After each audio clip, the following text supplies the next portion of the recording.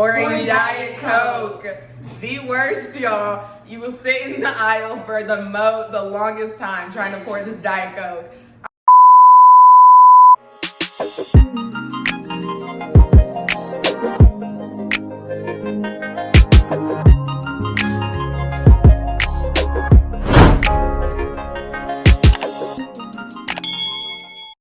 What's up, guys? Welcome back to our channel, and if you're new, welcome to our channel. I'm Lala, and I'm a regional flight attendant based in the Midwest. Hi, I'm Mayana. I'm a mainline flight attendant, and I am based on the West Coast. And I'm Shamari. I'm a regional flight attendant, and I'm also based in the Midwest. Okay, guys, so today we are finally answering all of your flight attendant questions about our work life and anything like that. So the first question is, why did you become a flight attendant? Me? I didn't think of an answer. So I became a flight attendant because I used most of my money from my paychecks to take a trip. If it was a weekend trip, driving, wherever, that's where all my extra money went. So one day I had the idea, why not get paid to travel? I talked to a friend who was a flight attendant, and she told me how you get your travel benefits. Sometimes you even end up in cities that you never even heard of, never would have considered traveling to, and you find the beauty in those places because that's where you get sent. Another reason why I know me and Mayana, we both became flight attendants because we just graduated last year. And when we graduated, I didn't want to go into an office job or some type of job where I'm bored. And we both like to travel, so it's like, before I go back to school or before I get into any other profession, I might as well do a job that's gonna allow me to do what I like to do, which is travel. And like Mari said, like I use most of my money on traveling anyway, so now I can do it for free or way cheaper than I did at first. Okay, so the next question is, do you spend a lot of money often, always being on the go? Me personally, when I first started, I felt like I did. I was always eating out, like always trying to just do everything. But now I really don't. I try and like pack my lunch for most of my trips just to save money, stay healthy, and then I pretty much, that way I can spend all my money on when I'm traveling. Versus since we already don't have to pay for flights, so I can spend my money, kind of just going on excursions, eating local foods, like things like that. So I try not to. It is hard, but when I'm just sitting reserved and I have nothing to do. But no, I try. I don't think I spend that much money. Oh, look at Stormy. Which we don't got that much. Oh, so the next question is, was it a big lifestyle change for you? So for me personally, it was not that big of a lifestyle change because luckily I got based at home. So on days where I'm off or even on reserve and I'll get called, my friend's still in my house. I still go out to eat with my friends. I still do the same things That's that why I you would spend so do. much money. Probably. But yeah, so it wasn't that big of a lifestyle change. It was because I'm gone a lot more than I would be because I would take a vacation once every 3 or 4 months. But now I'm on vacation like once a week, so. Yeah, for me personally, I'd say like always traveling, that part wasn't the lifestyle change for me because I traveled before. I studied abroad when I was in college, but I am based completely on the opposite side of the country from where I'm from and where my family's from. So that part was a little difficult for me, and especially getting adjusted to the West Coast. I do love it, it's super expensive, but it's honestly fine. And then like I made friends, of course. I have my flight attendant friends out there. I have other friends out there. So that part was a little bit of adjustment for me. But other than that, the traveling wise, no, just because I always have traveled a lot. The next question is, what is the biggest challenge of your job? The biggest challenge of my job is trying to eat. Stop. Okay. I feel like I'm in a pageant. The biggest challenge for me is trying to eat well while I'm on multiple day trips. So if I have a trip where I'm back home the same night, it's okay because I'm like, okay, I got food at home, I just have to make it there. But if I have a 3-day trip and I have an overnight where they have one of my favorite restaurants in the city nearby, or even a long layover or a long sit in the airport, I'm gonna just be eating junk, whatever I find at the airport. And even if I pack a lunch, I just won't eat it because I have access to things that I couldn't just drive 15 minutes from home and get. That's not so much a problem for me, just because one, I'm already a picky eater anyway. I barely eat anything, so I'm allergic to stuff, so that's why I just really pack my lunch. The biggest challenge for me though is probably, since I'm based on the West Coast, it's the time zones, all the different time zones that I'm in. So I may have a flight to DC and my show time is 5 a.m., but really that's 2 a.m. on the West Coast time. So it's just like, it's a lot. So you just kind of have to like sleep when you can and make sure you're taking really good care of yourself.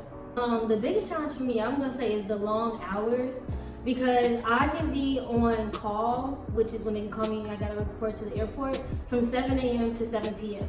But then they call me at like 3, and I have flights from like 3 until midnight. So it's like, even though 3 to midnight doesn't sound like a long shift, it's like I've been up since 6 o'clock because I was on call at 7. So now I've been up, but I don't get off until midnight. So it's just like you work. It just, and even though people think that we don't do anything but serve drinks in the sky, we do a lot more. So it is tiring. A lot more. The next question is, what do you dislike about being a flight attendant? Pouring Diet Coke. The worst, y'all. You will sit in the aisle for the longest time trying to pour this Diet Coke. I learned some little tips and tricks. Have y'all learned that? I be trying to like pour like a champagne. Yeah, like when you pour it real close to the cup, like that's annoying. Just don't order it. Right. It just makes my life easier. I don't know. There's not too much I would say I really like dislike about the job. It does have its challenges, of course. Kind of how we said, like eating, the sleep schedule, working those long flights, getting off late. So I don't know, not too much. I didn't really like training too much just because I had just got out of college and our training was like 7 weeks long. So that was a lot for me, and you're just like in this hotel. But it was fine. It's all like safety related, so it's all very needed and it's all very useful, and you hope you never have to use any of it. But yeah. So the next question is, have your airlines said anything about the coronavirus? So dramatic. Most important thing is just hygiene. I know a lot of people are starting to wear the face mask, but it's really important to wash your hands. I always travel with Clorox wipes, Lysol wipes, whatever you're gonna touch, wipe those areas down, because you don't know who was in it before you, even wiping down the seat. Carry lots of hand sanitizer, like she said, wipes.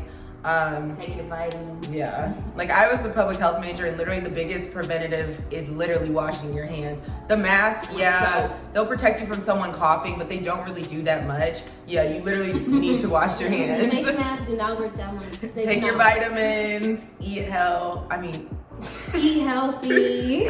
I said eat hell. Okay, so the next question is, when you get based somewhere, how long do you have to be there? When can you switch, etc.? So, for me, my airline has a 6-month policy. So I have a 6-month probation. I couldn't put in my transfer until my 6 months was over. But once you're at the base, you have to stay at the base for 6 months before you can put in another transfer. But I know theirs is different. Theirs is a lot better. Yeah, so I was originally based in another city, about 2.5 hours from home, and I put in my transfer immediately, and I was actually granted my request the following month. So I only had to stay in that base for about a month. It may not be the same with some of our more senior bases, but if there is room available and you put in your bid, depending on seniority, they'll definitely bring you right on in. But the next question is, what is a typical day in the life for you? Okay, so the typical day in the life for me, honestly, can either be regular, I'm at home and I'm not doing nothing and I don't get called, or I wake up and you're on call for 12 hours, so mine this month is 7 to 7. And so my job will call me and they'll be like, we need you to report to the airport at this time. So you get 2 hours to get there, so I'll start getting ready and I'll head to the airport, get to the airport, get on the plane. And when you're meeting your crew, honestly, you never really fly with the same person twice unless you get lucky. So you honestly meeting new people every single time. You're like reintroducing yourself every time you go to work. Yes, new pilot, new flight attendants, every time. So then it depends on how many flights a day you have to work. Some people work one long flight, some people work multiple short ones. So like today I have to go to work at 5:45 and I'm flying to New York and then I'm flying to Virginia. So I get on the plane, I do the regular things that you see flight attendants do. Then we land, I have a sit in New York for like an hour and I'll probably either eat, no I'm not, I'm gonna eat before I go to work. So I'm probably just gonna sit around, but usually I eat, take a nap, whatever I wanna do. Then you get back on the plane, fly to Virginia, do the same thing that you did on the plane the first time, and then when you get there, you head to the shuttles, because usually all the hotels that we stay at least, we have shuttles to come pick us up, and then you head to the hotel that you're gonna stay in. If you got a cool layover like New Orleans, Miami, Las Vegas or something, you can do something really fun and you're getting paid for it the whole time. Or you can choose to sleep or do homework if you're in school or whatever you want. Things like that. So for me, basically, we're on call. It's 24 hours, I guess you could say. So like my reserve day. So for example, I guess I'm off until Thursday. So Thursday going into Friday at midnight, I'll be back on call. And for me, basically, it's kind of the same what Lala was saying. I could be sitting at home. I usually start my days by going to the gym super early in the morning. So it's annoying if I do get called to work a flight later at night if I haven't taken a nap that day. And yeah, kind of like she said, just on my layovers, I try not to spend money unless I'm in like a really cool city or something like that. Like for example, I did a London trip last year. And that was like a layover where I went out, I did everything, like saw everything, went shopping. So sometimes I'll do that, but then like when I have a layover somewhere that I don't really care about, I just go to the gym, stay in, watch TV. It's real good self-care time, little face mask. The next question is, what is the difference between mainline and regional? So a regional airline, typically we fly the smaller planes. And there is a little bit of a pay difference between regional and mainline, mainly because our destinations are limited because we just don't go as far. But we still have a lot of pretty cool places to go, and depending on where you are in your point of your life, a regional can be beneficial because our bases are also sometimes more different than mainline as well. Yeah. Regional like carriers, we do flights for like bigger airlines, like the main 3 airlines, we do flights for those ones. So basically when you're in a region, you have like a certain region of the US. We do mostly domestic flights, but we do have some international, so like the Caribbeans, we go to Canada, things like that, but we don't go to the West Coast, and then if you're a regional with the West Coast, you don't go to the East Coast. So that's basically like the big difference. We don't fly over the whole US. We have like a region that we stay in, and we can go international in that region, but you don't cross it. Yeah. The difference with mainline is the crews are bigger. So I know on regional, how many people do you have fly with? Two of us. Oh, okay. And so we usually do minimums 3 if we're on an Airbus, 4 if we're on a 737, depending on the configuration. And then, but we can have as many crews as up to like 9 or 10. I've had some really huge crews. And like we said, we don't know these people. We just introduce ourselves as soon as we go into work. The planes are really, really big. So we go all the way up to the Airbus, all the way up to the 787, which is the biggest plane that we have.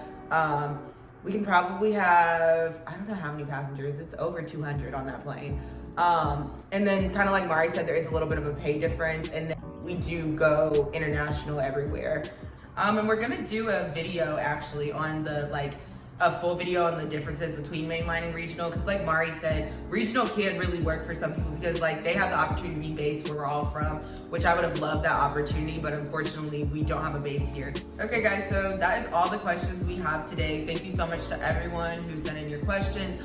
We have more, so of course at some point we'll do another question and answer. And make sure you check out our Instagram at @thoseflygirls_. And if you like this video, give us a thumbs up, leave a comment, and subscribe. Please subscribe. Thanks, y'all. Bye. Peace.